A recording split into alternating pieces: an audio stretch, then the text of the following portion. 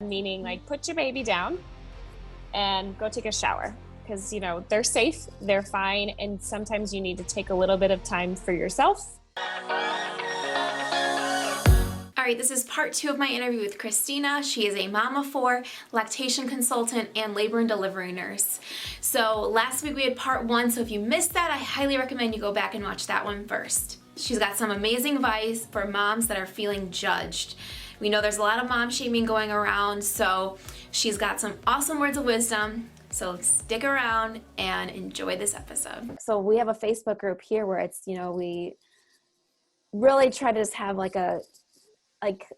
healthy conversations, but sometimes they turn very judgmental of each other. Absolutely. And it's so hard to manage that because I think a lot of it comes from, insecurity, or people are trying to, put other people down. So how would you, it might be kind of similar to what you just said, but for people watching that are very sensitive to different judgments and different comments, what would you say to someone watching and to, that's kind of having a hard time dealing with the judgment of being a new mom? I have 2 Instagram accounts. One of them is Omeo Mommy, and then one of them is specifically labor, delivery, postpartum, and breastfeeding. And that account, I run that from the perspective of just as a nurse, most of that stuff, just because I had to separate the 2. And I will say that my whole focus as a lactation consultant, speaking on that account, as well as Omeo Mommy, both of the accounts, is when people feel judged or like a failure, I always reach out to them. I try to personally message them or leave a quick little voice message if I can, or even just like a little FaceTime through messages, anything that can let them know they're not a failure, they're not messing up with things, and that the judgments of people outside of them, just like you were saying, that's insecurity of other people. That's their insecurities coming out on them. And a lot of those people placing that judgment, not that I want to say karma's going to get them, but karma's going to get them. Like, that's one of those things where it's like, okay, judge this today and tomorrow you'll be the one judged. So it's just kind of like, you know what, like you got to do you got to do what's best for you and your baby, because you're the one who is living your life and they're not there. So you just kind of, you can be sensitive to it because you're human, and you should be slightly sensitive to it, but it shouldn't ruin your life. And the other thing is just find, like, say it's social media that's making you feel bad. Find accounts to follow that make you feel good. Don't go follow somebody that's going to make you feel bad or make you feel judged because of the way they're living their life, and you're not feeling like you could ever measure up to that. That's not healthy. Totally. Yeah, no, that's awesome advice. And I think another thing too is like knowing that no matter what you do, there's going to be an opinion one way or the other. Absolutely. Yeah. And it's so easy to take it personally, but it's like, especially the keyboard warriors, like we were kind of saying, like, they don't really know you. Right.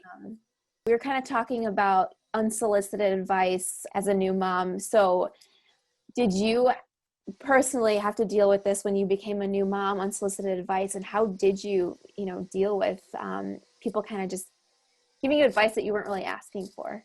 I will say, so when I had my oldest, my husband was on a 6-month deployment. So my circle, I kept a really tight-knit circle. So it's very lucky. I kept myself very protected in that moment. And I will say some of the unsolicited advice that I'd get in the beginning, I had certain friends, well-meaning friends, bringing sleep books to my house to help with sleep training, anything like that. And it turned off my mom instinct. It was like, oh, I got to read this book. I got to follow this schedule.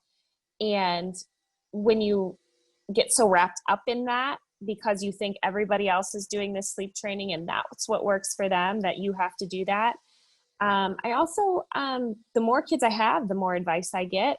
My 4th baby doesn't talk yet. She'll be 2 this month, and she's not really talking. And I can't tell you the amount of people who, want me to get speech therapy for this child, when like I know my gut that she's my 4th baby and she's going to be okay. But it's kind of, when people say those things, I do a lot of nodding because I'm trying to be like, they're well-meaning. And then sometimes I'm like, oh, she's fine. And I kind of just blow it off, or I say, oh, she's the 4th, or somebody talks for you. That's, again, like I'll make a joke, or I'll just like deadpan it and say, No, she's fine. Like, not worried about it. So you just kind of have to buck it off a little bit and find your crew, find people who support you, and try to avoid those situations where people have an opinion, because everybody is going to have an opinion. Yeah, no, definitely. Yeah, no, that's very true. Yeah, all the opinions out there. There's so many, every stage of life. I feel like I always like to end these interviews with kind of like fun thinking questions to kind of get the mom's perspectives. So if you could have a billboard made today where you could share one tip with moms everywhere, what would you have it say? This is so corny and cheesy, but this is something that I tell people all the time, because I think often, like, as a new mom, like, you see the unshowered mom, the like frazzled mom, never getting any time for herself.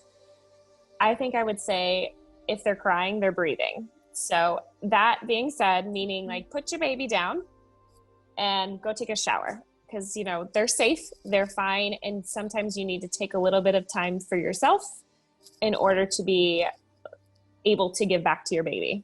And that's pretty wordy. I don't know how big of I'm going to have a very big billboard. Yeah. Can I have one where I talk? Because I don't think the words, as they drive by. Yeah. As they drive by, it'll just shout it out at you. Yes, exactly. It's for the blind. Perfect. Yes. There you go. Perfect. That's perfect. Yeah. It'll just be like a whole novel they can like subscribe. Oh, absolutely. Absolutely. Yes. I'm not a lady of few words of I don't know. That saying. Whatever that saying is, yeah. Whatever that is, yeah. What is a quote or either a quote or a song or something that you think of often when it comes to parenting or just like life in general? This is a song. This is a cheesy, but you know the song Brave by, is it Sarah Bareilles? Yes, I love that song. Yeah. So just like the words in her song, how she says, like, you know, you just have to speak up and just do it. My daughter loves that song. I love the sentiment behind that song, the story behind it. I don't know if you know the story behind it, but it's kind of it's one of those, like, just talks about like injustices and people who are afraid to step out and be themselves. And so like, just like that opening of that song, like, you can be amazing. Like, your phrase can be a weapon or a drug.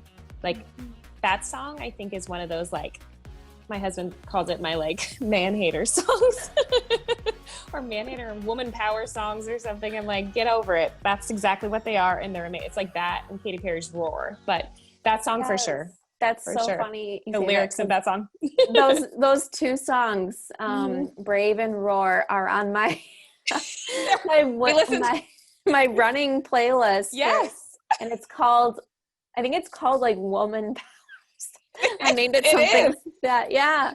It's so true, but it's like, yeah, he's like, what are your woman power stuff? Well, I don't know what he calls it, but it's hysterical. And I'm like, yes, it is. Yeah. And I love it. And it's amazing. That and Girl on Fire, Alicia Keys. Oh yeah. If I'm running, I'm like, oh, I can sprint right now. I'm absolutely. Yes. I'm with you. It's the best. I love it. So I know we kind of mentioned it, but where can everyone follow you on social, and what kind of things do you offer on social that they can see on your page? I know you offer a lot of cool things. Yeah, a lot of like random things. So I have 2 social media accounts that I'm kind of pretty active with. One is the Tata Topics, like your tatas, your boobies. And that's all about mom pregnancy, breastfeeding, nurse advocacy, nurse to patient advocacy. Like, I'm a huge believer in patients are lacking in education from providers, and I want to fill that gap. Like, that's the major thing. I also work as an affiliate and as a lactation consultant with Lactation Links, so people can book e-consults through me. If they go to Tata Topics or Lactation Link, they can find me.